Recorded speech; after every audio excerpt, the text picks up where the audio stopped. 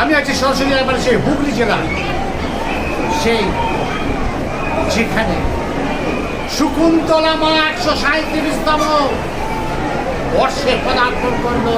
প্রথমেই আমাদের ভাইরাল খাস খবরের পর্দায় লক্ষ লক্ষ দর্শককে জানাই শুভেচ্ছা অভিনন্দন, এবং শকুন্তলার মাকে আপনাদের হয়ে জানাই শত কোটি প্রণাম।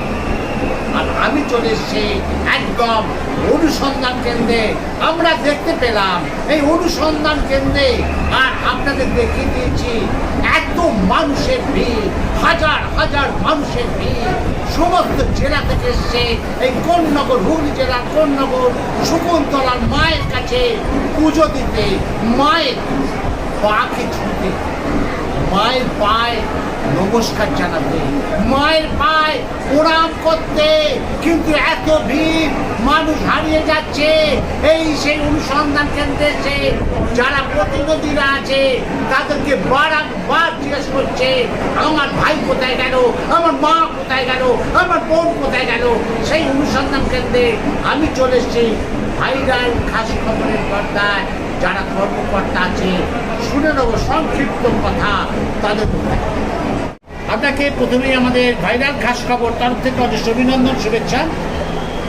এবারে কততম আমাদের সেই শকুন্তলা মা, যেটা একদম বিভিন্ন জেলার মধ্যে অন্যতম, হুগলি জেলার শকুন্তলা মা 137তম বর্ষে পা দেবে, এবং এত হাজার হাজার ভিড় মানুষের করবেন। প্রথমেই আপনাদের ধন্যবাদ জানাই। খাস খবর এক সময় প্রচুর নাম করেছিল, এখন সেটা ভাইরাল খাস খবর হয়ে এসেছে। আপনারা যে সংবাদ আমাদের এখান থেকে সংগ্রহ করতে এসেছেন তার জন্য আপনাদেরকে আমাদের শকুন্তলা শ্রী শ্রী রক্ষাকালী মাতার পূজা কমিটির পক্ষ থেকে ধন্যবাদ জানাই। 137 বছর আগে এই যেখানে পুজো হচ্ছে এমন অবস্থা তখন ছিল না।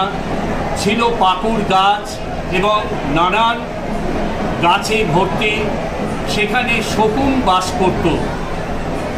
তো সেই শকুনের নামে এইখানে মহাজাগ্রতা দেবী যে আবির্ভূতা হয়েছিলেন, একজন পণ্ডিত মশাই, চক্রবর্তীদের বংশধর পূর্বপুরুষ, তাকে মা দেখা দিয়েছিলেন।